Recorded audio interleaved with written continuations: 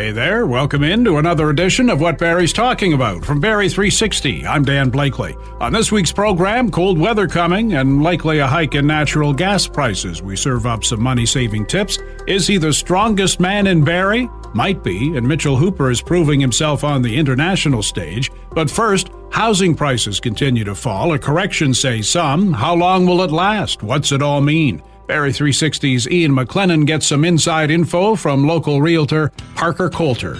The Barrie District Association of Realtors came out with their latest round of monthly stats, indicating a readjusting of the local real estate market, specifically Barrie, continued in September.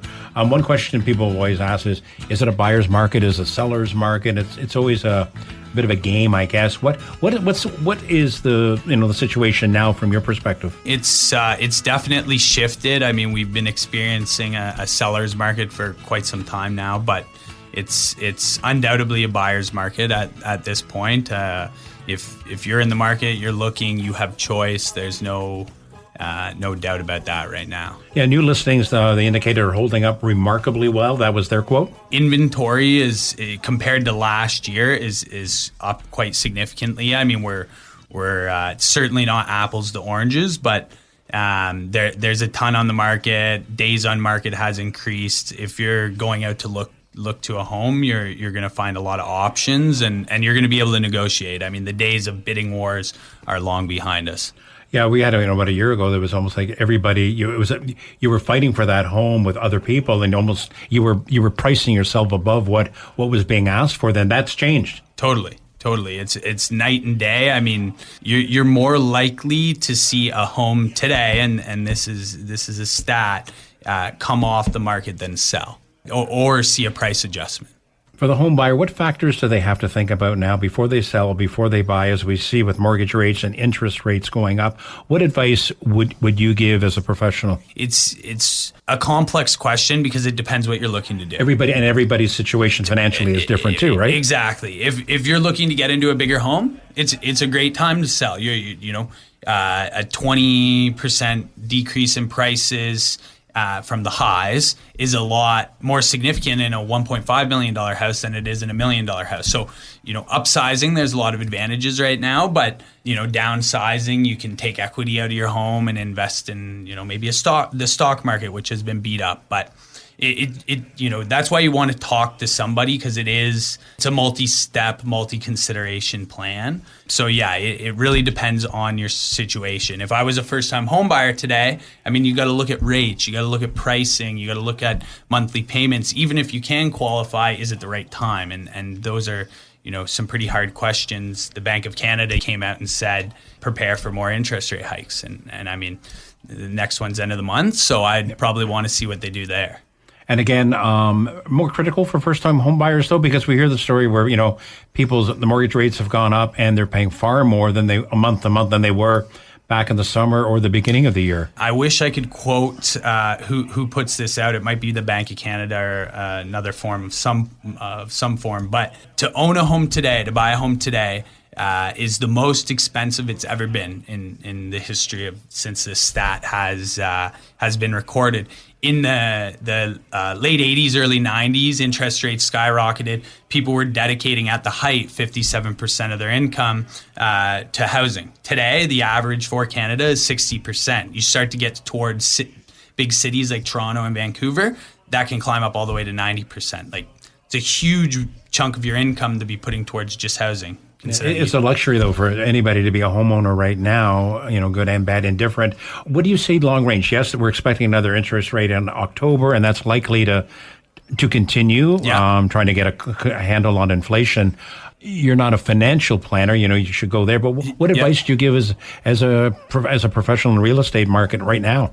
Again, you got to caution when looking too far forward, but I think, there's a lot of evidence and in the Bank of Canada's tone right now, we've been increasing rates now for several months. We've gone from an inflation rate of roughly 8%. I think we maybe hit 8.1 at one point, came down to 7. A lot of that had to do with fuel. We're probably going to see inflation. I don't know if we're going to chip away at it as much as they had hoped.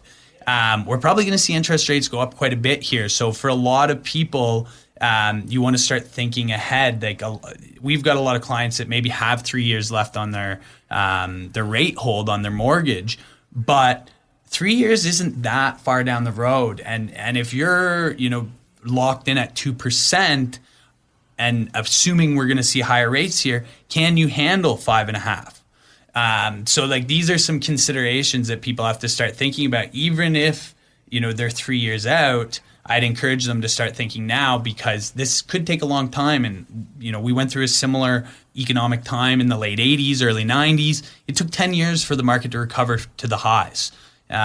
So, I mean, I'm not saying 10 years. Things seem to happen faster now. But like this isn't necessarily going to be like it was in 2017 when we saw a quick pullback and then things jumped up again. I think it's going to take more time. And where are the buyers coming from? Or what are you seeing? I mean, to be honest, and the data here shows that we're way down on buyers. Transaction volume is down. So the buyers that are coming to the market today are primarily somebody who has sold. And they are, like we talked about earlier, they're looking to upsize, they're looking to downsize, something of that nature. We're not seeing a lot of first-time home buyers. It's an extremely hard time to get into the market being a first-time home buyer. Some advice, some insight into the current and future real estate market from Parker Coulter, founder and owner of Parker Coulter Realty Brokerage in Barrie.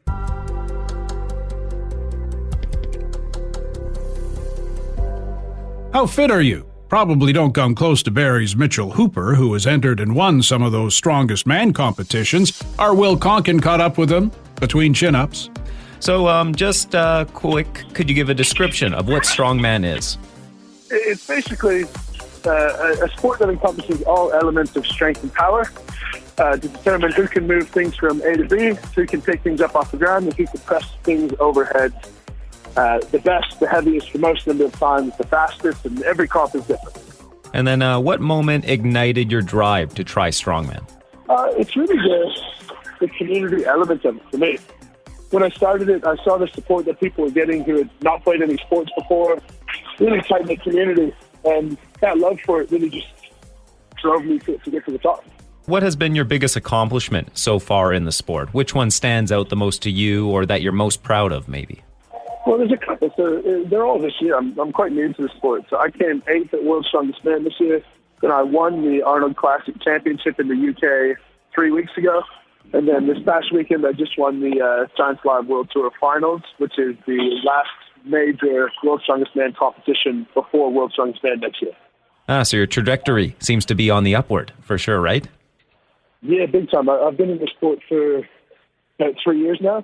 I was very lucky to get an invite to Worlds, and then I've been steadily improving since. I've been on 6 podiums in a row since World's Strongest Man. How did you get the nickname, the Moose? I started competing over in Australia, and someone in the crowd shouted that at me, and it just sort of stuck over there. That's pretty unique. And I came back, and I think I'm the 3rd or 4th Moose in Canada.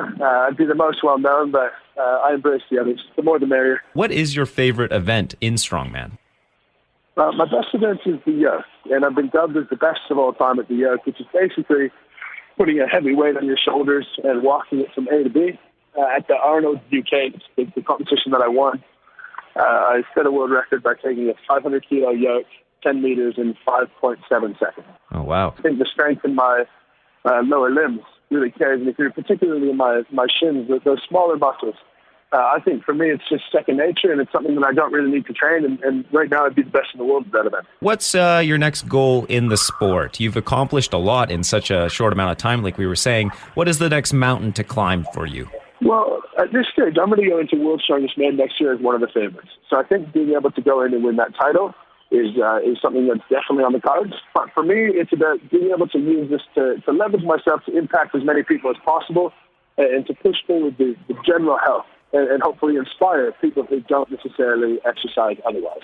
To you, why is physical activity important? And why is it important to perform movements, lifts, and exercises correctly? If you can exercise regularly, if you can move regularly, you stave off all these chronic diseases that are becoming endemic in our society, whether it's heart disease, diabetes, or just living with general chronic pain. There's so many people out there who have back pain for 20 years, shoulder pain for 20 years, and they just assume that that's their life, and really there's a much better option for them. That was Mitchell Hooper, professional strongman and director of Longevity Nexum in Barrie. What Barrie's Talking About is a weekly podcast featuring the best Barrie has to offer and more. You can make it easy to connect by subscribing to What Barrie's Talking About through most podcast distributors. Still to come on What Barrie's Talking About, some tips for saving money on home heating this winter. Now this. This is your cool concert listing. Hey there, it's Amy with this week's cool concert listings. Måneskin, A Rise to History in Toronto, November 21st and 22nd. Bare Naked Ladies will be at Casino Rama November 25th. Sarah McLachlan will also be at Casino Rama November 26th. November 26th, 3 Days Grace will be at the Sadlin Arena. Arcade Fire and the We Tour with guest Beck comes to the Scotiabank Arena December 1st. This has been this week's Cool Concert Listings. My name is Amy, and for more information and details, you can head on over to 1075coolfm.com. Barrie's best mix, 1075 Cool FM. This is What Barrie's Talking About from Barrie 360. I'm Dan Blakeley.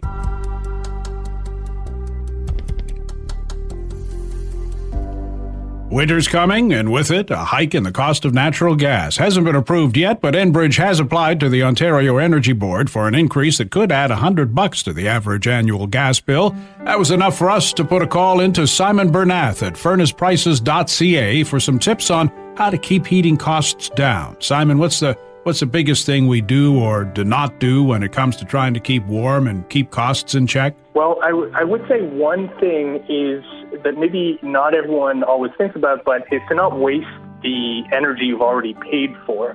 So, for instance, like a good thing you can do, and that you should do every year, is to just check all of the seals around your windows and doors. I know in my own home, one of the doors had, the ceiling had worn off. And so hot air will just flow out during the winter. And so that's easy to fix. Any hardware store, you can go and buy simple kits, and those will help you seal that up. So that's a great, simple starting point.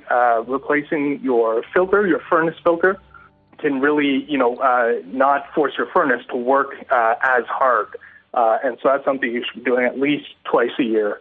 Or if you have furry animals in the house, probably more often. That's right. It's great for air quality as well. You talked about sealing up your house. I've been fortunate. The last house I was in, I could set the thermostat at 68 year-round, and it was always very comfortable. The house was 10 years old, so it was sealed up pretty well. Never had to touch the thermostat. It was always very comfortable, never went away from 68, whether it was the summer or the winter. Well, that's perfect. Yeah, newer homes tend to be like that. Older ones, not so much. If you have older windows and doors, those transparent kits that you can buy that you can apply over the windows for older windows, those are great too. Can you still get those plastic coating things for windows? It's like saran wrap for a window. I haven't seen them that often. Basically, you can. I've actually had to use them in the past as well. I mean, they're cheap, a little bit of a pain to to set up, but you do it once and it's good for the whole season. And that can really make a difference because that really adds a really nice thick pocket of air there. I can suggest a few more things if you like. Certainly, if you have an older thermostat, speaking of thermostats, the manual ones, it's a great idea to replace it with a modern smart thermostat. Not only can those save you up to kind of 25% at times on your heating and cooling costs. They're just a lot more convenient too. It'll automatically lower the temperature at night or when you're away at work. You can use the app to monitor, if you're away on vacation or something, or you're coming home early, you can, adjust the temperature remotely. So they're great for convenience and saving money. And of course beyond that, you can then get into kind of upgrading if you have an old furnace, old windows and doors, insulation, things like that. It costs a bit more money up front, obviously, although there are some government programs which can help with that. Let's talk about those government programs then. What can people get into? Sure. So speaking of Enbridge does actually have their own program. It's up to about $5,000 that you can get for various home upgrades. And the federal government, through their Greener Homes program, also has up to about $5,000, and then there's an additional sort of loan component.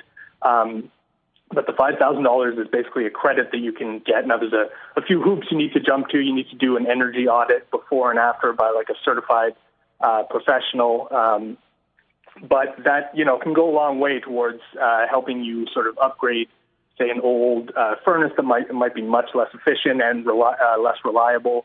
And people can get more information about all these programs on our website. There's too many to sort of, list here, and it depends sort of on where you are and what you're upgrading. But, at FurnacePrices.ca, we do have some information on that as well. Thing is, I guess there are two ways to go with this. You can complain about it, or you can do something about it. That's exactly it, We all do enjoy complaining about it, because let's face it, we all have to deal with it. But, pairing that with a little bit of hard work can certainly go a long way as well. Now, one of the best things that I've done over the years, too, is we don't get a lot of sunny days in the wintertime, but when we do, open the blinds, open the drapes, let that sun beat in. That's exactly right. It's a bit like a greenhouse effect. It sort of heats the home up, and then at night, if you close the curtains, that can provide a bit of extra insulation there when it gets cold out and the sun's not shining. All right. What other tips do you have? In that vein, another sort of free and simple thing is you could use a fan, especially a ceiling fan, to kind of circulate warm air, especially if you have a bit higher ceilings. The heat can sort of pool near the ceiling, and making sure all of the vents are unobstructed. And of course, you can also lower your thermostat a couple degrees if you're comfortable putting on a nice warm sweater, a blanket, cuddle up on the couch and watch Netflix or something. If you lower the temperature down, sort of every degree you lower the temperature, you can save about 1 to 3% on your heating costs. So, even a couple degrees over the course of the entire season can make a big difference. Simon, thanks so much for your advice today and your time, and we'll look forward to a warm, kind of toasty winter. Great. Thank you very much for having me. Simon Bernath is CEO of FurnacePrices.ca, a source for heating and cooling information and a source perhaps for saving you some money this winter. And we are done for another week. Thanks to Will, Ian, and Amy for their contributions, and to Matt Ladder for piecing it together technically. If you like what you've heard, please subscribe to What Barrie's Talking About, rate it, review it. You can also keep up with What Barrie's Talking About on Facebook and Twitter at Barrie360 and on our website, Barrie360.com. I'm Dan Blakeley. Hope you'll join us again next week.